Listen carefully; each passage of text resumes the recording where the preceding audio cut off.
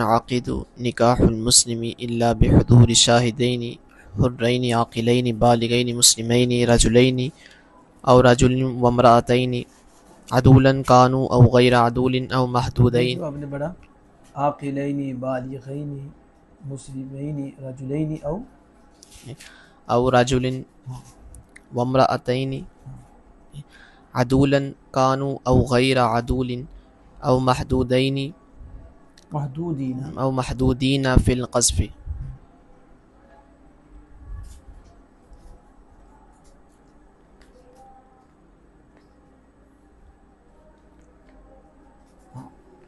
نکاح جی. مسلمانوں کا جی.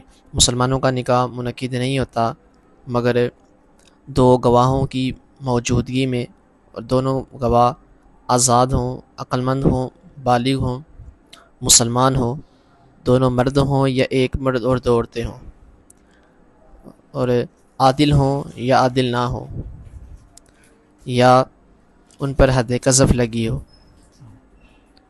آگے مصنف کیا کہتے ہیں؟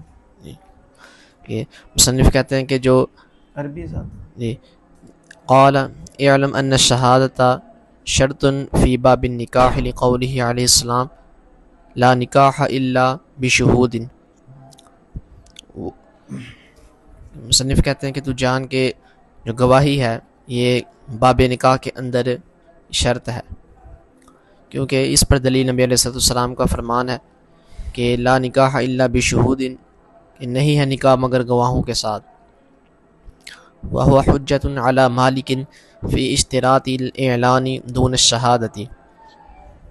اور یہ حدیث پاک امام مالک کے خلاف حجت ہے اعلان کی شرط لگانے میں، نہ کہ گواہی کی. ولا بد کیا مطلب؟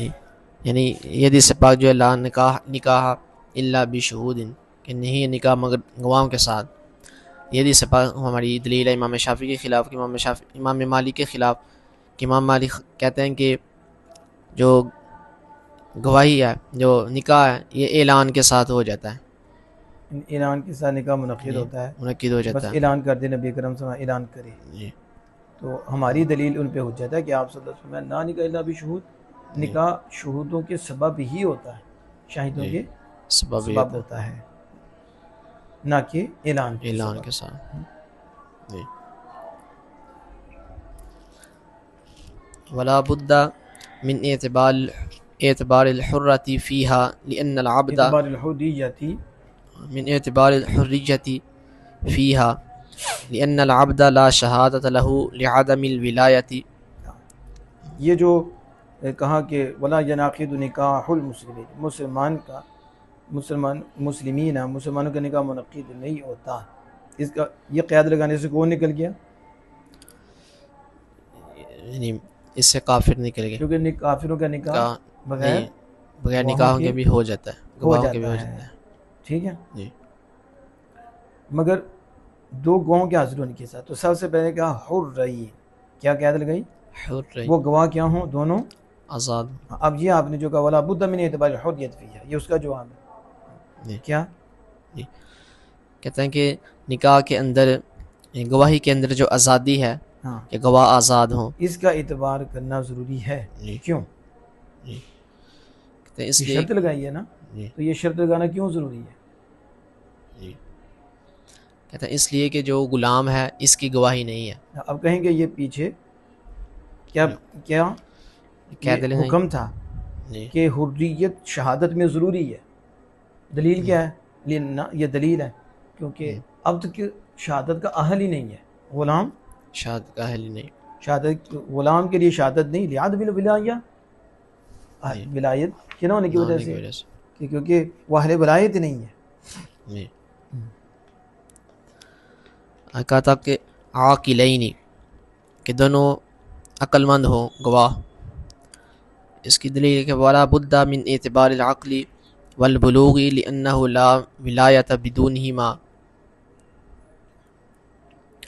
کہ دونوں عقل مند ہوں، کہ عقل مند ہونا ضروری ہے اور بالغ ہونا ضروری ہے گواہوں کا. کہتے ہیں اس پہ دلیل ہے کہ اس لیے کہ جو یہ دوسری شرط لگائی حرین عاقلین، حرین کے بعد عاقلین اور بالغین، دو شرطیں وہ لگائی کہ نکاح منعقد ہوتا ہے دو شواہدوں سے جو حاضر ہوں، دونوں آزاد ہوں، دونوں عاقل بالغ ہوں۔ عاقل بالغ ہونے کی قید کیوں ضروری ہے؟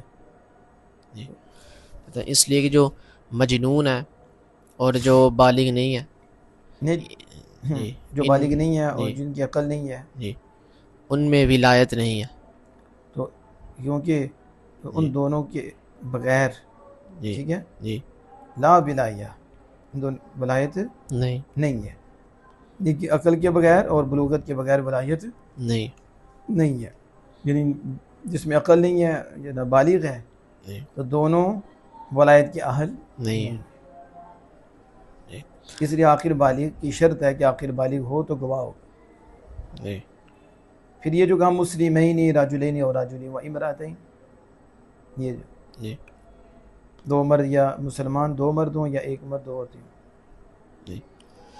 مسلمان ہو، یہ قید لگائی اس لیے کہ اس کی دلیل یہ ہے کہ جو کافر کی گواہی مسلمان پر نہیں ہے، کیونکہ ولا بد من اعتبار اسلامی مسلمین مسلمانوں کے نکاح میں اسلام کا اعتبار ضروری ہے، مسلمانوں کی نکاح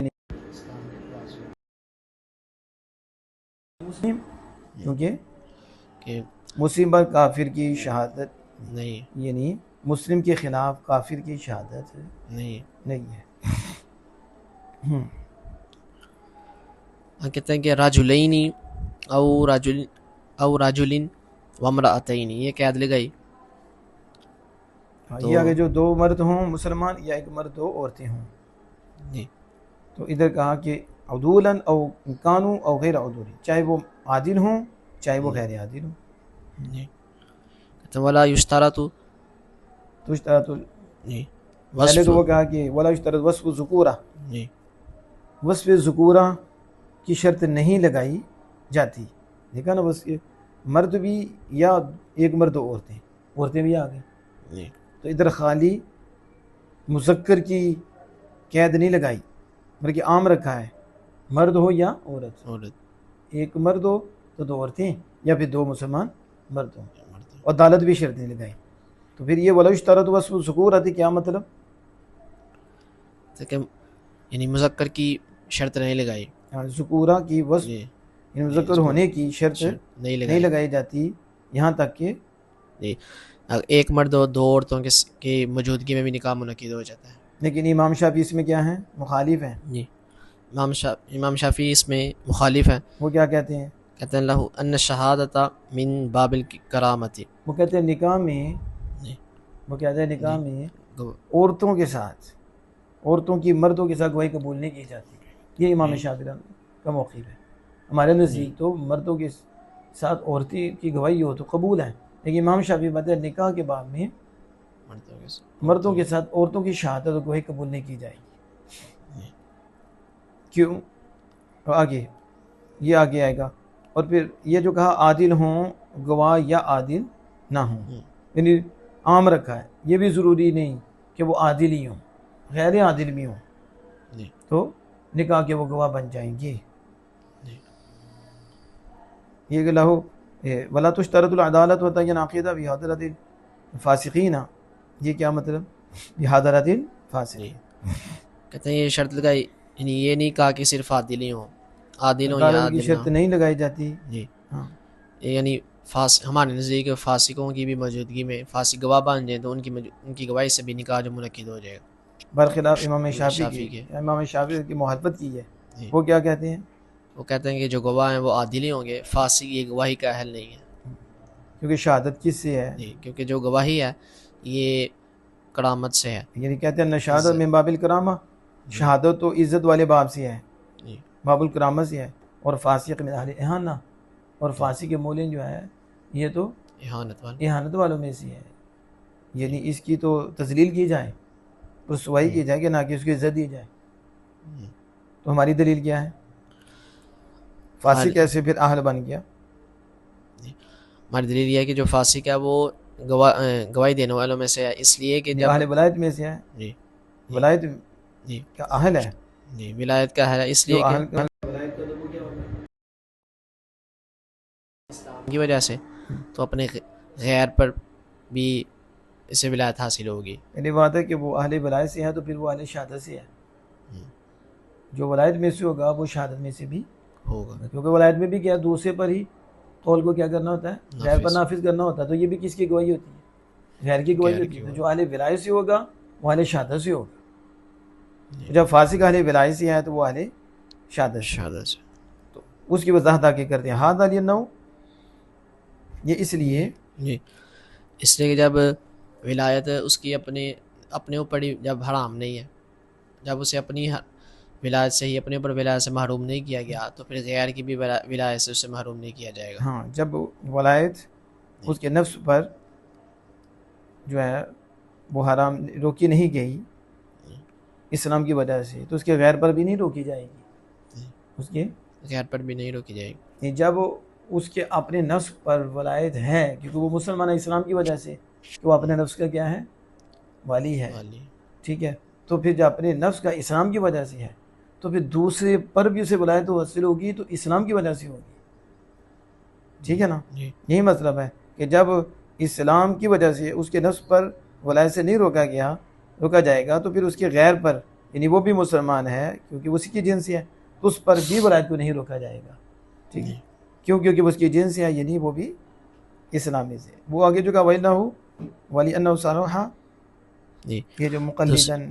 جی اور ہماری دوسری دلیل یہ ہے کہ جب وہ حاکم بنانے کی صلاحیت رکھتا ہے تو وہ خود بھی حاکم بن سکتا ہے. ہاں پہلے تو یہ کہ یہ حاکم فاسق ہو، ٹھیک ہے، جی تو یہ اجازت دے دے کسی شخص کو قاضی بنانے کی بنفس ہی. ٹھیک ہے. جب وہ کسی کو فاسق کا حاکم ہے تو وہ کسی کو حاکم بنانے کی اور قاضی بنانے کی اجازت دے دے تو وہ کیا ہو جاتا ہے، حاکم بن جاتا ہے. وہ بھی کیا ہو جاتا ہے، حاکم بن. یہ بھی تو اس نے غیر پر ہی کیا ہے، نافذ کی ہے.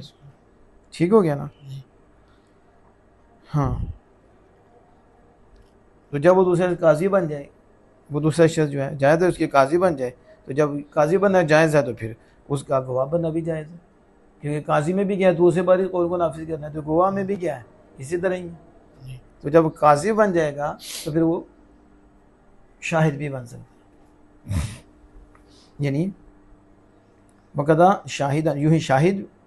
آگے رہ گیا یہ جو کہا محدودین فی القذف، قید لگائی کہ قذف میں اسے حد لگی ہوئی ہو. ٹھیک ہے. تو پھر بھی وہ کیا بن جاتا ہے، گواہ بن جاتا ہے. والمحدود فی القذف من اہل ولایہ، تو کیا محدود فی القذف یعنی قذف میں جس کو حد لگی ہے وہ بھی اس کی بھی شہادت ہو جاتی ہے.